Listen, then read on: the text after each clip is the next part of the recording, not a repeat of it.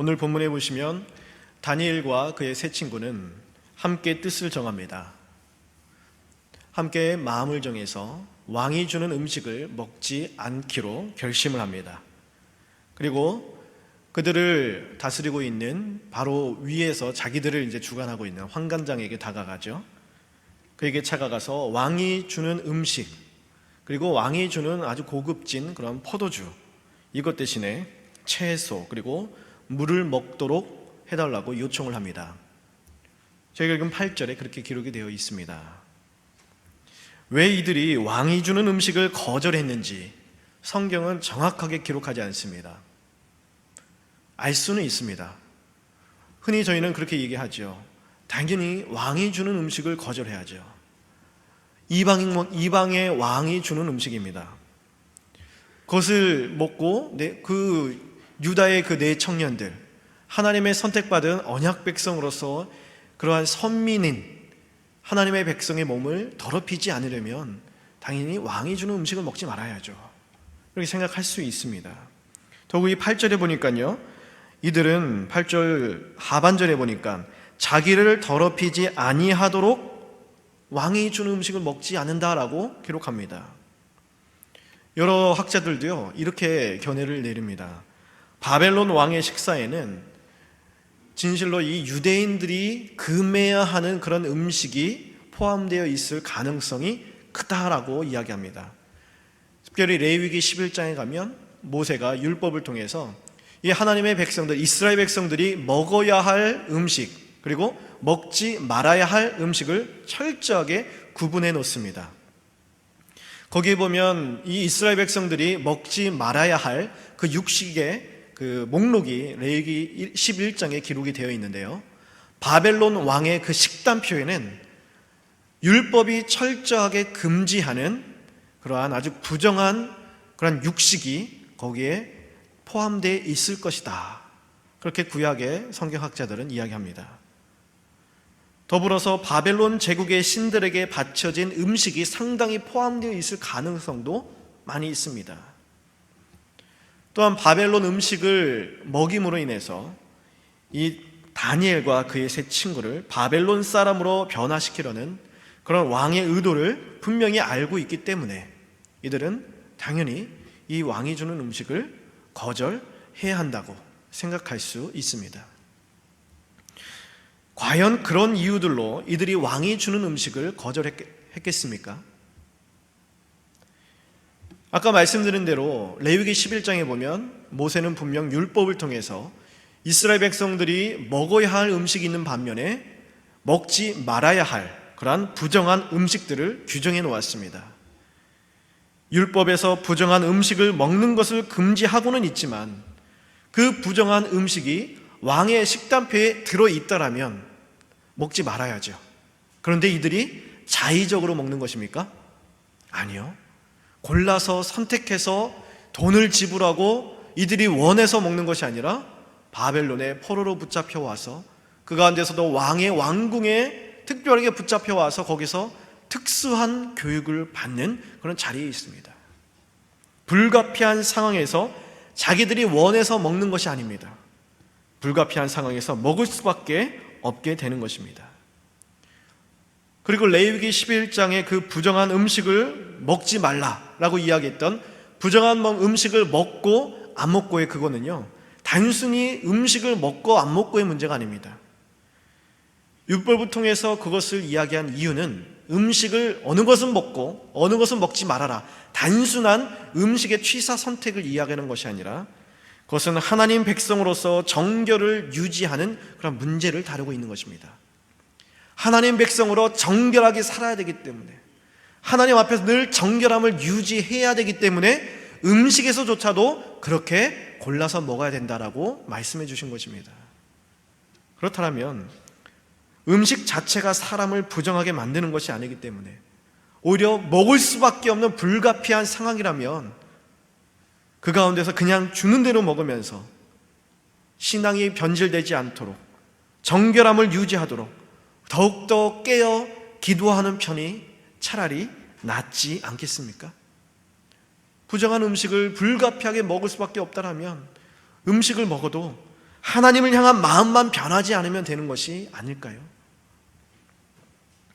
정결에 관한 율법이라면 죽은 짐승이나 부정한 것을 만졌을지도 모르는 이런 바벨론의 이방인들과 서로 몸을 부딪히며 살아가고 있는데요, 그것도 역시 피해야 하는 것이 옳지 않습니까? 신전의 제물로 바쳐진 음식일까봐 먹지 않는다라면 이들이 요구한 채소와 물도 신전에 역시 드려진 것이 아니라고 확신할 수 있겠습니까? 율법이 금하는 그러한 점성술과 영을 분별하는 학문을 배우는 자리로 끌려온 포로들입니다.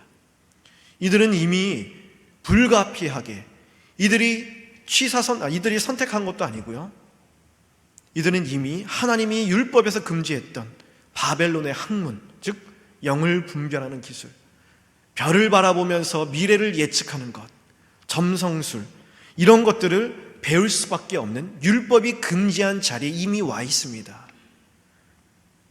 그러면서도 왕이 제공한 고급 옷을 입고 살면서 율법이 금지하는 그런 학문과 그런 것을 배우는 자리에 있으면서 정결을 위한답시고 왕이 주는 음식만 거부한다는 것은 어찌 보면 일관성 없어 보이기까지 합니다.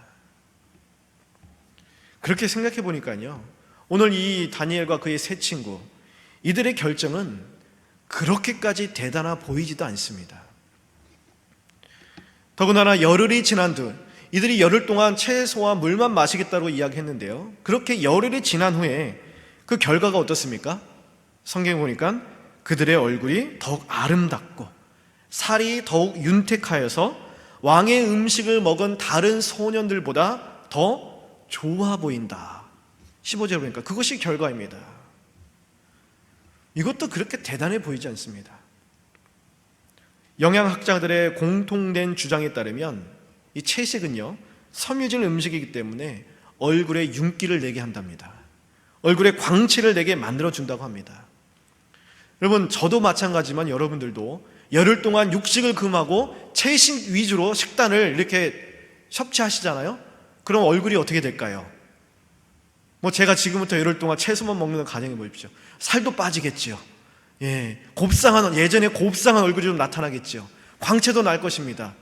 오늘 여기 등장한 다니엘과 세 친구뿐만이 아니라 저도 그렇게 한다면 이 자리에 계신 여러분들도 얼굴이 더욱더 윤택해 보일 수 있을 것입니다. 얼굴이 다른 이들보다 더 좋아 보였다, 이거 말고 무슨 변화가 있습니까? 이건 이들이 열흘 동안 채소만 먹고 물만 마셨다고 해서 바벨론 나라가 전복이 됐습니까? 바벨론 나라가 갑자기 하나님의 나라로 변했습니까? 왕이 이것을 보고 놀라면서 이들을 고국으로 돌려보내줬습니까? 구원의 역사가 일어났습니까? 나라를 잃고 포로로 붙잡혀와서 착지와 학대를 받아야 하는 하나님의 백성들에게는요, 열흘 동안 채소만 먹고 물만 마셔서 얼굴이 좋아졌더라, 이것은 그리 대단한 결과가 아닙니다. 역사의 주관자이신 전능하신 하나님께서 포로로 붙잡혀간 그런 억울하고 슬프고 실패한 현실 가운데서도 특별히 간섭하셔서 특별히 일하셔서 그 결과 얼굴이 더 좋아 보였다라 라고 한다면 그 얼마나 허전한 승리입니까? 그렇다면 이들이 왕의 음식을 먹지 않기로 결심하였다, 이것은 과연 무엇이란 말입니까?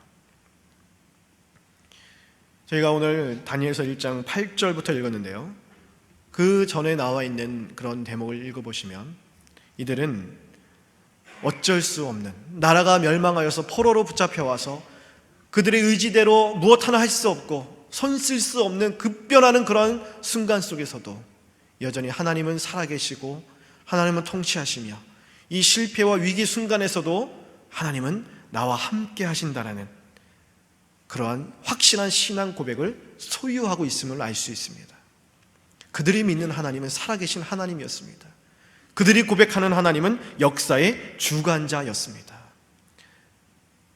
제가 이 말씀을 왜 드리냐면, 그것을 확인했다라면 오늘 본문은요, 그러한 여호와 하나님의 통치와 살아계신 하나님의 다스리심을 인식하고 믿고 고백하며 살아가는 하나님의 백성들의 삶의 태도란 과연 어떠한 것인가? 그것을 보여주고자 함입니다. 오늘 여기 등장하는 다니엘과 그 친구들, 세 친구들, 이 10대의 소년들은 적어도 그들이 갇혀있는 상황 속에서 그들이 믿고 고백하는 그 살아계신 하나님을 인정하고 삶 속에 드러낼 수 있는 최선의 방법으로 왕의 음식을 먹지 않기로 그러한 뜻을 정했다라는 이야기입니다. 미약합니다. 보잘것없습니다. 뚜렷한 결과도 없을 수 있습니다. 그럼에도 불구하고 하나님이 내 인생의 주인이십니다라는 신앙을 드러내고자 몸부림치고 있는 것입니다. 내 삶을 다스리시는 이가 느부갓네살 왕이 아니라 오직 하나님 한 분뿐이심을 표현하고자 하는 이들이 드러낼 수 있는 최고의 신앙의 간절한 몸부림이었다는 것입니다. 다니엘과 세 친구가 왕의 음식을 먹지 않음으로 얻은 결과는 얼굴이 좋아 보이는 것뿐이었습니다. 어쩌면요, 다른 사람들의 눈에 보이지 않을 수도 있는, 다른 사람들이 눈치채지도 못할 정도의 미미한 결과일 수도 있습니다. 이들 역시 이러한 조그만 미약한 행동으로 바벨론을 바꾸고 이들이 지금 처해 있는 이런 환경을 반전시킬 수 있다라고 생각하지도 않았을 것입니다. 하지만 그들은 그 순간에서조차도 여호와 하나님께서 여전히 그들의 하나님이시고 그 상황 속에서도 여전히 일하고 계심을 믿고 있었습니다. 그렇기에, 그것을 믿었기에 하나님을 믿고 의식하고 있다라는 그들의 신앙을 드러내고 있는 것입니다. 비록 미약해 보이지만 마음을 정하고 뜻을 세워서 저항을 하고 있다라는 이야기입니다. 왕의 음식을 먹어도 그 마음이 하나님께로만 맞춰져 있다면, 그 마음이 변질만 되지 않는다면 하나님을 떠난 것이 아니기에, 하나님을 믿는 신앙을 저버린 것이 아니기에 그렇게까지 하지 않아도 될 것을 이들은 기꺼이 그렇게 저항하고 있습니다. 살아계신 하나님을 믿는 그들의 신앙이 살아있다라는 것을 드러내기 위해서 그들은 저항하고 있는 것입니다. 신앙은 살아있습니다. 신앙은 살아있기에 드러날 수밖에 없는 것입니다. 우리 자신의 신앙은 어떻습니까? 우리는 어떠한 신앙을 소유하고 있습니까? 우리는 하나님이 우리의 삶의 주인 되심을 믿고 인정하고 찬양하며 또한 고백하고 있습니까? 살아계신 하나님이 나의 주님이시여 나의 삶을 다스리시고 계심을 고백하지 않습니까? 찬양하지 않습니까? 믿고 있지 않습니까? 그렇다면 살아계신 하나님의 사람이라는, 하나님의 성도라는, 자녀라는 그 정체성을 우리 삶 가운데 어떻게 드러내고 있습니까? 이 세상이 아니라 하나님이 나의 주인이시라는 그러한 신앙의 고백을 우리의 삶 속에서 그 살아있는 신앙을 증거하기 위해서 우리는 어떠한 신앙의 몸부림을 치고 있습니까? 사회학자들이 여러 가지 사회의 여러 가지 그러한 행동들 또 나타나는 현상들을 진단하면서 햄릿 증후군이라는 용어를 만들어냈습니다. 혹시 들어보셨습니까? 햄릿 증후군. 햄릿은 많이 들어보셨죠? 사느냐 죽느냐 그것이 문제로다. 햄릿이 죽느냐 사느냐 이것이 문제로다라고 결정을 유보했던 것에서 따온 말로서 작은 것 하나 제대로 결정하지 못한 채 전전긍긍하고 있는, 이것도 아니고 저것도 아니고 결정을 못 내려서 그냥 거대한 흐름에 그냥 그렇게 휩쓸려 가는 결정 장애를 일컬어서 햄릿 증후군이라고 이야기한다고 합니다.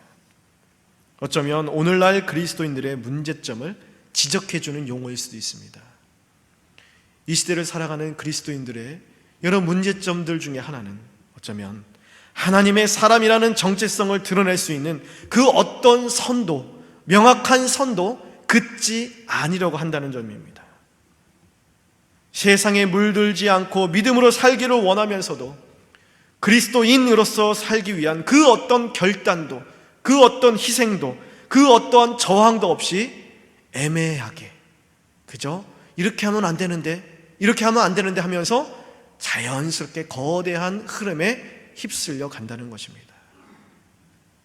뜻을 세우고 불순응하려고 해도 어차피 자꾸 넘어지기 때문에, 무의미하기 때문에, 어떤 선을 그어야 할지 모르기 때문에, 지금은 현실이 너무 벅차서 감당할 힘이 없기 때문에, 아직은 때가 아니기 때문에, 내가 사회 가운데서 자리를 잡는 것이 더 우선이기 때문에, 아니면 왜 꼭 그렇게 해야만 하는 생각 때문에 어떤 신앙적인 결단도 내리지 않은 채 그저 세상의 거대한 물결에 조금씩 자신도 모른 채 휩쓸려 갑니다. 그리스도인들은 그리스도와 다른 세상적인 것들과는 다른 존재가 되도록 부름을 받았습니다. 어떤 신학자는 그래서 그리스도인을 가리켜서 저항하는 그리스도인, 불순응하는 그리스도인이라는 용어를 씁니다. 좀 이상하시죠? 그리스도인 하면은 순종이라는 단어가 먼저 떠오릅니까? 불순종이라는 단어가 먼저 떠오르십니까? 순종이죠. 네, 우리는 순종하는 그리스도인입니다. 하나님께 순종합니다. 하나님께 순종하는, 하나님께 순응하는 하나님의 자녀는 곧 하나님과 다른 세상에 불순응하는 그리스도인입니다. 인간은 순응하지 않을 수 없는 존재입니다. 인간이 된다는 것은 어떤 본보기를 따르도록 운명 지어졌다라는 뜻입니다. 그렇기 때문에 순응하느냐 또한 아니면 불순응하느냐, 이 싸움을 매일매일 할 수밖에 없는 존재입니다. 사도 바울도 이를 알기에 로마서 6장 16절에 이렇게 고백을 합니다. 너희 자신을 종으로 내주어 누구에게 순종하든지 그 순종함을 받는 자의 종이 되는 줄을 너희가 알지 못하느냐. 혹은 죄의 종으로 사망에 이르고 혹은 순종의 종으로 의에 이르느니라. 사도 바울이 뭐라고 합니까? 우리 앞에 놓인 것은 죄의 노예이냐 아니면 거기서의 자유의 상태이냐, 이것을 이야기하는 것이 아닙니다. 죄의 노예로 살 것이냐 아니면 하나님의 의의 노예로 살 것이냐, 이것을 이야기하고 있습니다. 로마서 19장 하반절에는 너희 지체를 의에게 종으로 내주어 거룩함에 이르라. 죄의 노예로 사는 것이 아니라, 죄에게 순응하는 삶을 살 것이 아니라 죄에 불순응하고 하나님께 순응하며 하나님께 순종하며 죄에 대해서 저항하고 불순응하는 삶을 살아야 된다라고 사도 바울도 역설하고 있습니다. 에베소 4장 27절에 그러기 때문에 마귀에게 틈을 주지 말라. 하나님의 노예인가 세상의 노예인가, 의의 노예 상태인가 죄의 노예 상태인가, 그 상황 속에서 살아가기 때문에 마귀에게 틈을 주지 말고 에베소 6장 18절에 모든 기도와 간구를 하되 항상 성령 안에서 기도하고 이를 위하여 깨어 구하기를 항상 힘쓰라. 항상 성령 안에서 기도하고 이를 위해 깨어 항상 힘쓰라고 합니다. 매 순간순간마다 우리는 어디에게 순응할 것인가? 하나님께 순응하지 아니하면 죄에게 순응할 수밖에 없는 존재이기 때문에 죄에 저항하고 세상에 불순응하기 위한 몸부림이 있어야 된다라고 사도 바울도 증거하고 있습니다. 거대한 세속사회 속에서 신앙 양심을 지키며 살아가기란 쉽지가 않습니다. 어쩌면요, 그냥 아주 열심, 각오, 그저 그런 것만 가지고는요 앞으로 더욱더 신앙의 양심을 지킬 수 없는 그런 시대를 살아갈 수도 있습니다. 앞으로 이러한 죄악된 세상 속에서 우리의 신앙을 지키고 양심을 지키며 살아가기란 어쩌면 순교자와 같은 그러한 사명감 없이는 불가능할 수밖에 없을 것입니다.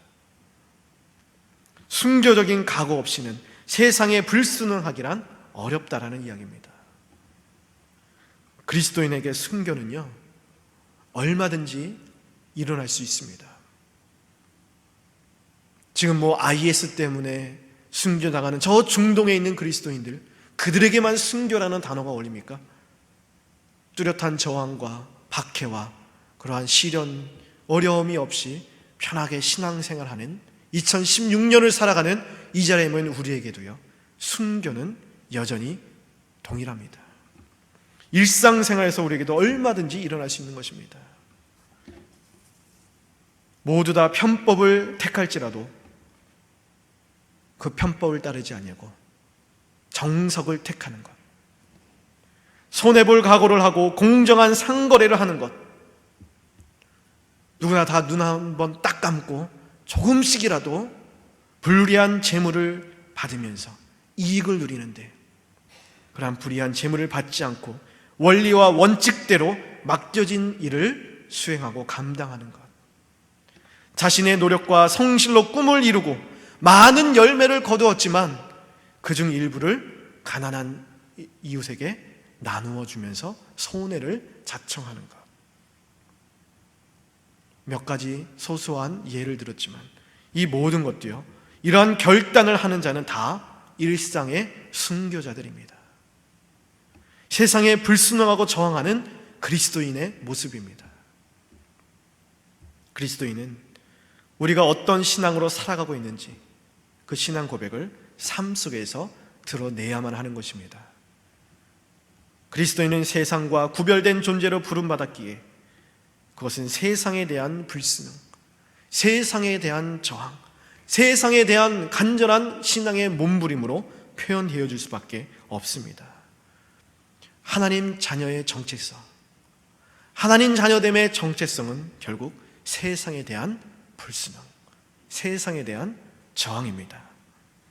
우리가 하나님께 속해 있음을, 하나님이 우리를 다스리시고 계심을 드러내는 그러한 저항, 그러한 몸부림이 우리 삶 속에 있어야만 되는 것입니다.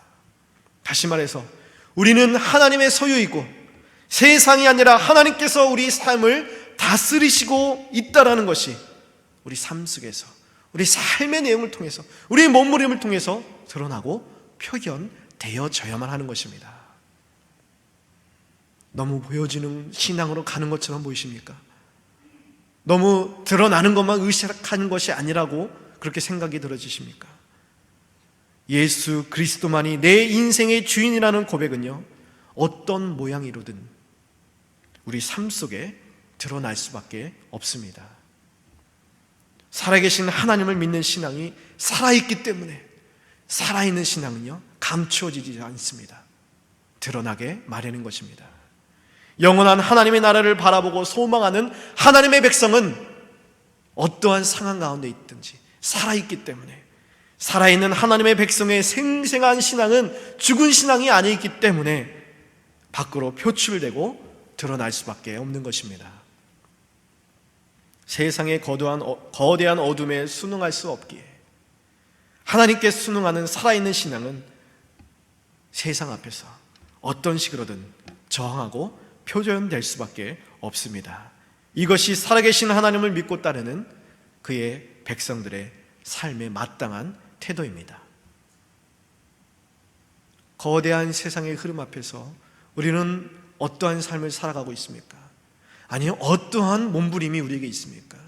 우리는 불순응하고 저항하고 하나님께 순응하고 순종하며 하나님만을 의지하고 살아가기 위하여서 우리 삶 가운데 어떠한 몸부림을 치고 있습니까? 타협하고 순응하지 않으면 도저히 살아남을 수 없는 척박한 그런 세상 질서 속에서 생생한 믿음을 지키기 위하여서 과연 우리는 어떠한 믿음의 선을 긋고 있습니까? 오늘 등장하는 다니엘과 세 친구, 이 유다의 10대 소년들에게 있어서 그것은요, 왕의 식사를 거절하는 것이었습니다. 그리고 그들은 기꺼이 그렇게 행동했습니다.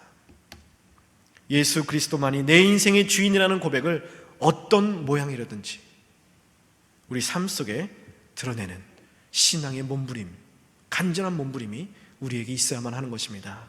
비록 미미해 보이고 쓸데없는 행동처럼 보일지라도, 그것을 한다고 해서 내 삶이 바뀌지 않는다고 하더라도, 고민하고 슬퍼하고 그 가운데 시련당하고 아파하는 그 삶의 내용이 바뀌지 않는다고 할지라도, 세상이 달라지지 않는다 할지라도 마음을 정해야 합니다.